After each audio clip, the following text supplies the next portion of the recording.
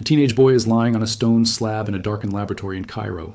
He has been dead for more than 3,000 years, but a machine is about to ask his body a question no one has ever been able to answer with certainty. What actually killed you? For nearly a century, the world assumed it already knew the answer to that question, or at least had a favorite guess. Murdered by a jealous advisor, killed in a chariot crash, cursed by the gods for disturbing his rest. Every theory sounded better than the truth, because the truth, it turns out, is quieter, sadder, and far more human than any of them. His name was Tutankhamun, and when his tomb was found in 1922, the world fell in love with the gold, the mask, the throne, the chariots, the thousands of objects packed into 4 small rooms in the Valley of the Kings. But underneath all of that gold was a body, and that body has spent the last 100 years being examined, re-examined, x-rayed, CT scanned, and finally genetically sequenced, as scientists tried to answer one question that gold could never answer on its own. What actually killed the Boy King? To understand why that question turned out to be so difficult, you have to go back to the beginning, long before the discovery, to the strange and turbulent world Tutankhamun was born into. Around 1341 BC, Egypt was in the middle of a religious upheaval unlike anything it had seen before. The reigning pharaoh, Akhenaten, had abandoned Egypt's entire pantheon of gods in favor of worshipping a single deity, the sun disk Aten. He shut down temples, stripped power from the priesthood that had run Egyptian religious life for centuries, and built an entirely new capital city in the desert, Akhetaten, to serve as the seat of his new religion. Statues and reliefs from his reign show him with an unusual, almost androgynous body, wide hips, a soft belly, elongated features, and for decades that unusual imagery fueled speculation that Akhenaten himself suffered from some kind of genetic or hormonal disorder. Later scanning of his presumed remains found no physical evidence to support that theory, and most Egyptologists now believe the strange artistic style was a deliberate religious statement tied to his new god, rather than a literal portrait of his body. It was, by any measure, one of the most radical reinventions of a civilization's belief system in the ancient world, and it was into this atmosphere of religious chaos and political tension that Tutankhamun was born. He was still a child, likely around 8 or 9 years old when he took the throne, a boy ruling one of the most powerful empires on earth, surrounded by advisors who almost certainly held the real power behind him. One of his first acts as pharaoh, or more accurately, one of the first acts carried out in his name, was reversing his father's religious revolution. The old gods were restored, the old temples reopened, even his own name changed from Tutankhaten, living image of Aten, to Tutankhamun, living image of Amun, the chief god of the restored religion. He ruled for about a decade. He fought no famous wars, built no enormous monuments, and by the time later dynasties wrote their own official histories, his reign had been all but erased from the record, folded into the accomplishments of the pharaohs who came after him. For more than 3,000 years, Tutankhamun was a minor footnote, a short-reigned boy king who died young and left no lasting mark. Then, in November 1922, everything changed. A British archaeologist named Howard Carter, funded for years by Lord Carnarvon and running out of both time and money, found a set of steps cut into the rock of the Valley of the Kings. Behind a sealed door was something almost no other pharaoh's tomb had, an interior that was still largely intact. Most royal tombs in Egypt had been looted. Within decades or centuries of burial, their treasures stolen and their mummies stripped and scattered. Tutankhamun's tomb had escaped that fate, buried under debris from later construction and essentially forgotten. Carter and his team found room after room stacked with furniture, chariots, weapons, jewelry, statues, and finally, a nested set of shrines and coffins protecting the mummified body of the pharaoh himself, his face covered by a solid gold funerary mask that would go on to become one of the most recognized artifacts on the planet. A minor pharaoh in life became, in death, the most famous ruler of ancient Egypt, simply because his tomb happened to survive. The scale of what Carter's team found is hard to overstate. It took nearly 10 years just to catalog, conserve, and remove everything from the tomb, room by room.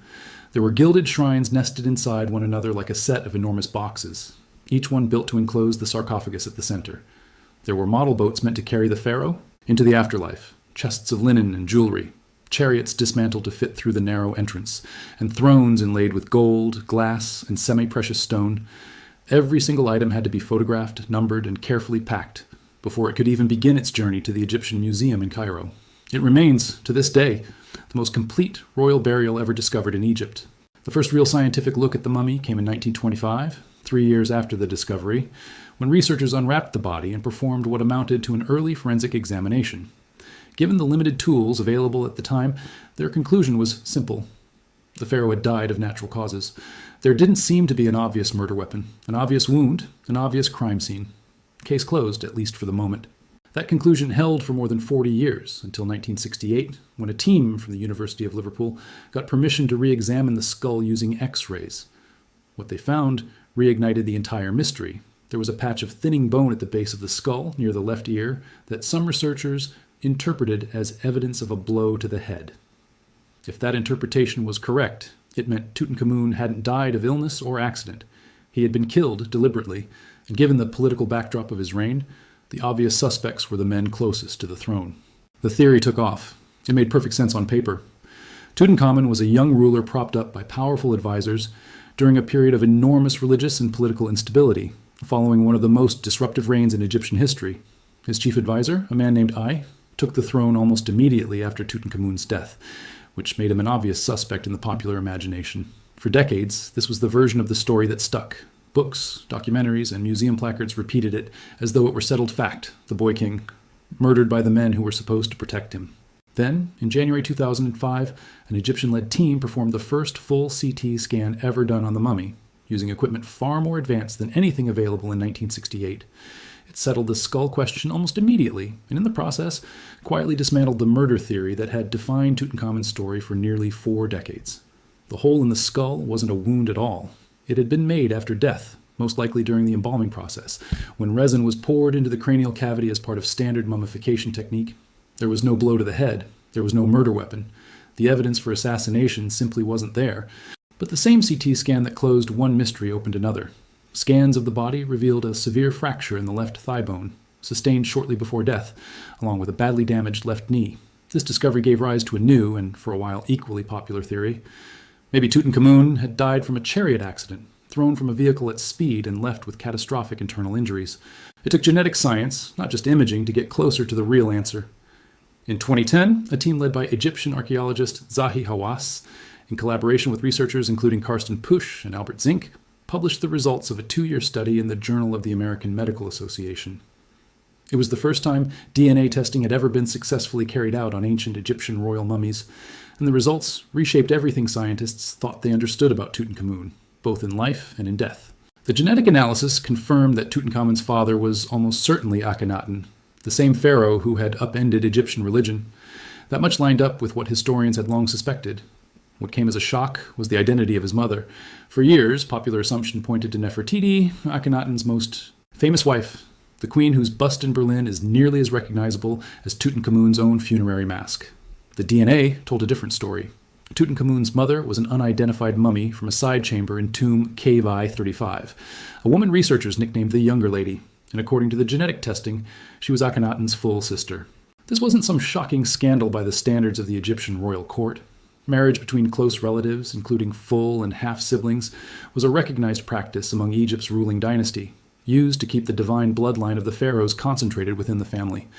But biology doesn't care about religious symbolism, and repeated close relative marriages across generations tend to carry a genetic cost, one that compounds each time it happens. That cost showed up, quite literally, in Tutankhamun's bones. The 2010 study found that Tutankhamun suffered from a cluster of health problems consistent with the effects of inbreeding. Imaging showed a club foot and evidence of a cleft palate. Researchers also identified Köhler disease de Septenu, a rare bone disorder that disrupts blood supply to a small bone in the foot and can cause it to weaken and partially die over time. This kind of degenerative bone condition in the foot would have made walking difficult and likely painful. It offers a plausible explanation for one of the more striking details found inside the tomb. More than 100 walking canes, many of them clearly used rather than purely ceremonial, buried alongside a ruler who died before the age of 20. Picture that for a moment. A teenage pharaoh, worshipped by his people as a living god, who may have needed a cane simply to walk across a room. Egyptian art from his reign, when examined closely, seems to quietly confirm this. Several paintings and reliefs show Tutankhamun seated while performing activities, like archery, that pharaohs were traditionally depicted doing while standing. For a culture that used royal imagery as propaganda, showing weakness was not something done by accident. If the artists chose to depict him seated, it was very likely because standing for extended periods had become genuinely difficult for him. That same degenerative foot condition also works against the chariot accident theory. With the level of impairment suggested by the bone damage, it's difficult to imagine Tutankhamun operating a chariot at speed, the kind of activity that would be required for a fatal crash. The femur fracture found in the 2005 scan almost certainly happened shortly before death, but the circumstances behind it remain uncertain. What is far more established is what the fracture did to an already weakened body, because that same 2010 DNA analysis turned up something else entirely. Researchers found genetic traces of Plasmodium falciparum, the parasite responsible for the most severe and most lethal strain of malaria, inside Tutankhamun's remains. This wasn't an isolated finding either. Traces of the same parasite turned up in the mummies of several close relatives, evidence that malaria had been circulating within the royal family for generations. It remains, to this day, one of the deadliest infectious diseases on the planet, killing hundreds of thousands of people every year, even with modern medicine available. 3,300 years ago, with none of that medicine, and inside a body already compromised by a genetic bone disorder and a serious leg fracture, repeated malarial infection could easily have been the final blow. The picture that emerges from combining these findings isn't a single dramatic cause of death. It's an accumulation. A body weakened from birth by the genetic consequences of generations of close relative marriage. A degenerative bone disease that made walking difficult and likely caused chronic pain. A severe leg fracture shortly before death that may have created an opening for infection in a body with little reserve left to fight it. And running through all of it, a parasite that even now with every tool of modern medicine still kills on a massive scale. It wasn't murder. It wasn't a dramatic accident. It was a slow accumulation of biological disadvantage, catching up with a teenager who never had a fair chance at a long life. Zahi Hawass, who led the 2010 study, summarized the findings simply. Repeated infections combined with a bone disease and the effects of the leg fracture likely combined to kill the young king. Not one single cause, but several, stacking on top of each other until the body simply couldn't recover. It's worth pausing here to appreciate just how difficult it is to reach even this level of certainty about a death that happened over 3,000 years ago. Ancient DNA degrades over time, and separating genuine ancient genetic material from modern contamination, introduced by anyone who has ever touched, breathed near, or worked on a sample, is an enormous technical challenge.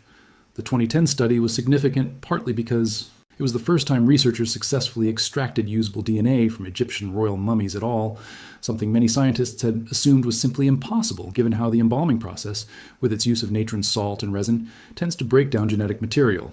The fact that any of this evidence survived long enough to be read is, in its own way, almost as remarkable as what it revealed. The DNA study also settled another long-running debate, one that had nothing to do with the cause of death, but everything to do with who Tutankhamun actually was. Before 2010, historians weren't even certain about his parentage. The genetic testing confirmed it. Akhenaten as father, the younger lady of KV-35 as mother, siblings, and Tutankhamun as the product of that union. It also confirmed that Tutankhamun married his own half-sister, Ankhesenamun, who had originally been named Ankhesenpaten before the religious restoration changed her name as well. Ankhesenamun herself is depicted throughout the tomb's artwork alongside her husband, in scenes that stand out for their apparent warmth. One painted panel shows her handing Tutankhamun an arrow while he sits to hunt. Another shows the two of them in quiet, intimate poses rarely seen in the more formal, rigid style of earlier Egyptian royal art. Whatever the political pressures surrounding their marriage, the artwork they left behind suggests, at the very least, a working partnership between them. Their marriage, based on evidence from the tomb itself, produced 2 daughters, and neither survived. Howard Carter had found 2 small coffins inside the tomb back in 1922, each containing a mummified fetus. One appears to have been lost around 5 to 6 months into pregnancy. The other made it closer to full term but did not survive birth or shortly after. 2 failed pregnancies, no living heir, and then the death of Tutankhamun himself, somewhere around age 18 or 19. What happened next reads less like ancient history and more like a political thriller, and it comes almost entirely from a set of clay tablets discovered in the archives of the Hittite capital in what is now central Turkey. According to these tablets, a widowed Egyptian queen, almost certainly Ankhesenamun, wrote directly to Suppiluliuma I, the king of the Hittite Empire, one of Egypt's most significant rivals at the time. Her message, preserved in fragments, was extraordinary for a royal document of that era. She explained that her husband had died, that she had no son to put on the throne, and she asked the Hittite king to send one of his own sons to marry her instead, so that she would never have to marry one of her own subjects. Suppiluliuma, understandably suspicious of an offer that seemed too good to be true, sent an envoy to verify the situation before committing anything. Ankhesenamun apparently insisted the offer was genuine, and eventually the Hittite king agreed, dispatching one of his sons, a prince named Zananza, to travel to Egypt and become the new pharaoh. Zananza never made it. He died before reaching Egypt, and the Hittite records treat his death as suspicious rather than accidental. History doesn't have a confirmed culprit, but the 2 men who benefited most from Zananza's failure to arrive were the same 2 men who went on to become the next pharaohs of Egypt, I, Tutankhamun's chief advisor, and Horemheb, a senior military commander. Ankhesenamun herself disappears from the historical record shortly after, with evidence suggesting she was married off to Ai, a man old enough to have been her grandfather. What became of her afterward isn't known with certainty. It's worth pausing on why the murder and conspiracy theories were so appealing in the first place, because it says something about how we tend to process mysteries. A violent death, orchestrated by a scheming courtier inside a palace full of secrets, is simply a more compelling story than a teenager slowly worn down by a genetic bone disorder and a mosquito-borne parasite. It has a villain, it has motive, it has drama.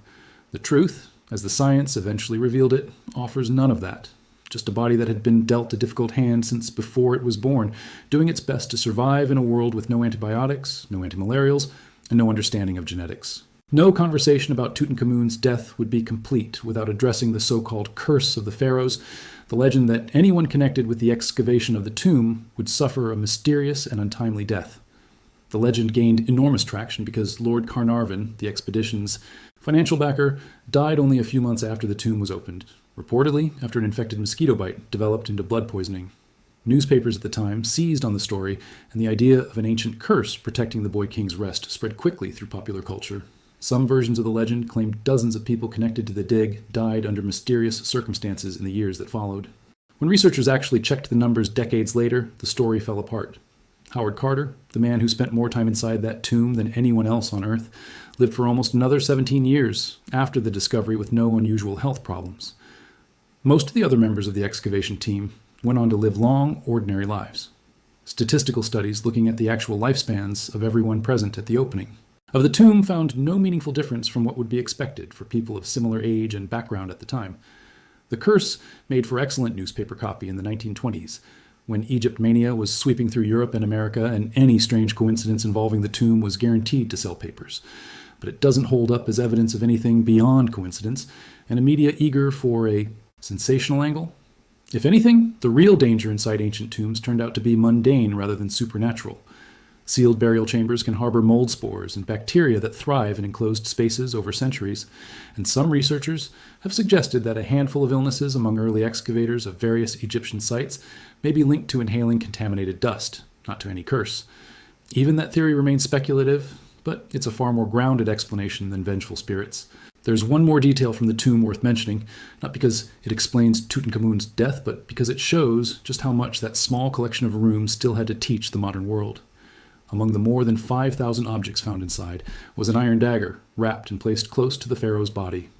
At the time Tutankhamun ruled, Egypt had not yet developed the technology to smelt iron ore, a technology that wouldn't become widespread in the region for centuries. Later analysis of the blade's composition, using X-ray fluorescence, found nickel and cobalt ratios that matched the signature of meteoritic iron, meaning the dagger was almost certainly forged from a meteorite, a blade made, quite literally, from material that fell out of the sky. Ancient Egyptian texts sometimes referred to iron as metal from the sky, which suggests they may have understood, at least in a general sense, where this rare and precious material actually came from, long before anyone had a word for meteorites. So where does that leave the mystery of Tutankhamun's death? More than a century after Howard Carter first shone a lantern into that hidden corridor, science may never produce a single, tidy answer that closes the case with total certainty. Debate continues among Egyptologists about some of the finer details, and future genetic research will likely refine parts of this picture even further. But the broad outline is about as solid as ancient forensic science can currently make it. This wasn't a murdered king, cut down by a traitor. In his own court, it was a teenager, born into a family that had spent generations marrying within itself to preserve a bloodline it considered divine, paying the biological price for that tradition in the form of a body that struggled to walk, an immune system that struggled to fight off disease, and ultimately, a combination of ailments that a healthy young man might have survived, but that this particular young man, weakened since birth, could not. What's left of Tutankhamun today isn't the gold, spectacular as it is. It's the body itself, and the DNA locked inside it, which turned out to hold more answers than any inscription or wall painting ever could. It told us who his parents were. It told us about the price of generations of intermarriage. It gave us a window into the desperate final act of his widow, a young queen trying to escape a fate. She never chose reaching out to Egypt's enemies rather than submit to the men circling her husband's throne. None of that would exist if Howard Carter hadn't gotten remarkably lucky in 1922, stumbling onto one of the only royal tombs in the Valley of the Kings that escaped the looting that claimed nearly every other pharaoh's burial site. The real treasure buried in that tomb was never the gold. It was the chance, 100 years later, for science to finally listen to what a teenage pharaoh's body had been trying to say all along. If you found this breakdown of the science behind Tutankhamun's death interesting, let me know in the comments which theory surprised you the most, the murder theory, the chariot accident, or the truth about malaria and inbreeding. Hit like if you enjoyed this deep dive and subscribe for more videos unpacking the real science and history behind the world's most famous ancient mysteries. Thanks for watching, and I'll see you in the next one.